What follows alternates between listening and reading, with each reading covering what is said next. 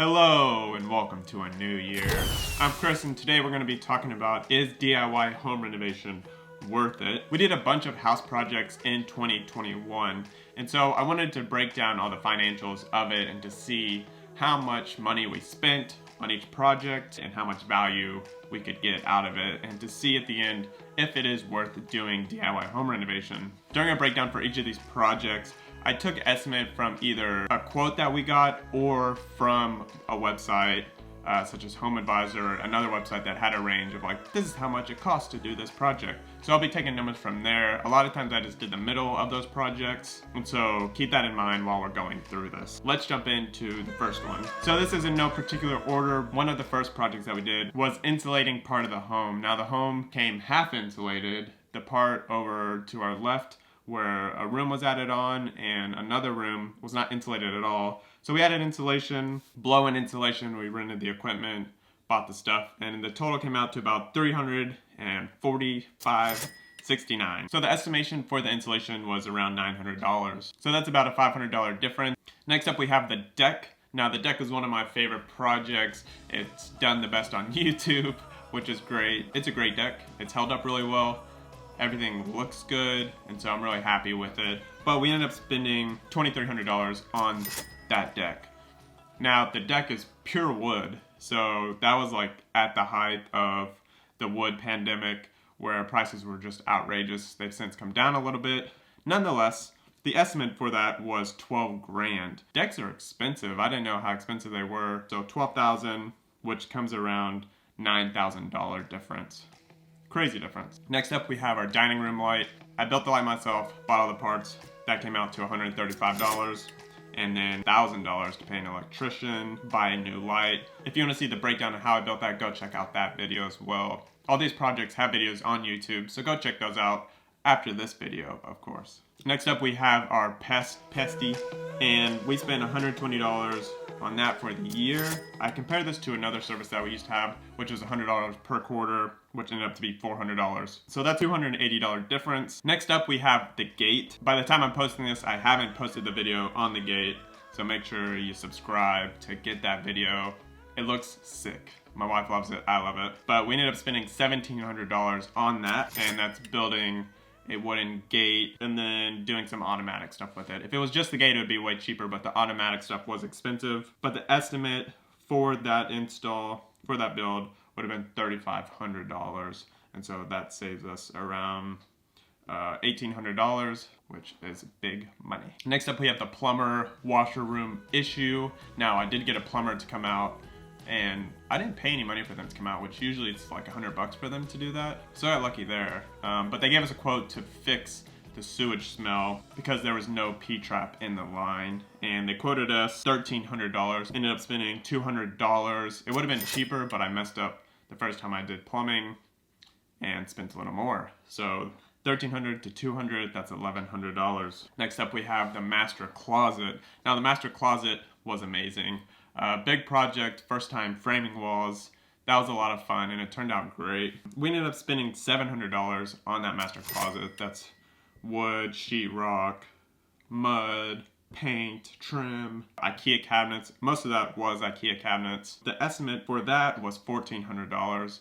Now that, as I'm thinking about it now, sounds really low to, you know, extend a room and then install cabinets. We'll leave it as it is for now, just double the cost, and that would save us around $700. And next up we have the guest bathroom, which we just finished. Go check out those videos. It's a lovely pink bathroom. We did the tiling, the tub, vanity, and we ended up spending $1,620 on that. The tub was probably the most expensive part. Tub was $500, the vanity was about $500, and all the other stuff $500. The estimate for small bath renovations, total renovations, is around $7,000, which saves us about $5,400. A lot of money, a lot of money. On to one of my most favorite projects, which I've said a few times now, was the master renovation. And this project was super fun because my wife went out of town. I was with Buddy, and I was doing these projects while he was like taking a nap or sleeping at night. It was exhausting. I don't think I'll ever do it again. I probably will do it again. But we did all new floors, new bedding, board and batten on the wall, painted it dark, got a new rug, lighting. It looks, I think, fantastic.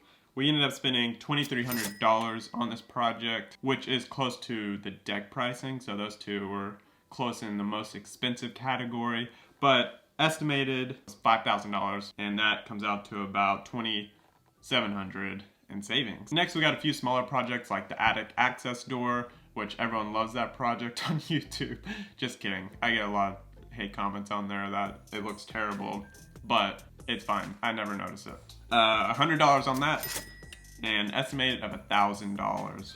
That's $900. And then Buddy's closet. That's actually a big project going along with the master closet expansion, and we spent $500 on that, and estimated $2,500, which is $2,000. And then I did some light switches out in the garage. I would have had to pay a electrician to come out and do that. So I spent $100. They would have charged me $300. So that's $200. Now there are a few other little things I did, like I built a dining room table, concrete table. It looks great. It's been super awesome for that space. There's been that.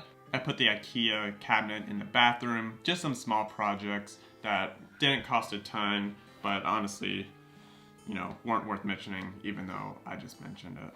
So, So in total, we have $10,121, which is a ton of money.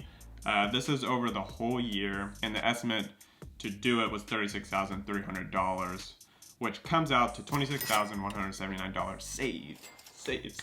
Which is pretty awesome. I definitely would not have been able to afford all these projects if I would have paid someone. And given the market that I'm in Austin, Texas, that market and the atmosphere where pricing for materials and stuff like that are higher, every contractor is super busy, it would have taken longer and much more money. So I can imagine all these projects being at least 50 grand, which would bump our savings up to, 40 grand, which is crazy. One of the real questions is, how much do you really save? Like, you're spending 10 grand to do these projects, and you're not getting that money back until you sell the place, and you potentially don't get that money back at all. There is a report out there on the web that tells you what home renovations you should do and how much percentage you will get back from it. For example, if you spend 20 grand on a bathroom renovation, you'll get 85% of that back. That's not the exact number of the report, but that's just an example. And so I went through that report and looked at the projects that I did versus what they had on there. And so they only list, I think, 20 high return projects, things like bathrooms, extensions, windows, a lot of external things, and a lot of my stuff was internal. So their numbers are based on paying a contractor to do it. And so I took that number and multiplied it against my estimate. So for our guest bathroom, we get 60% back.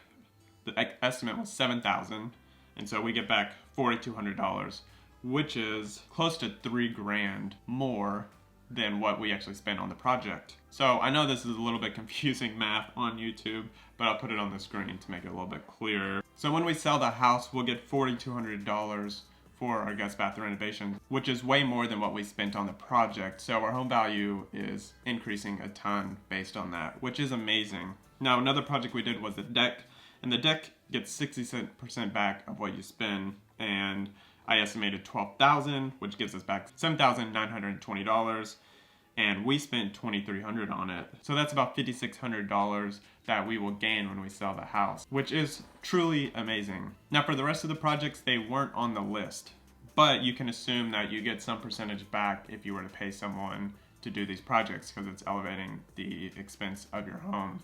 And so this isn't an exact way to do it, but I thought it was the most logical.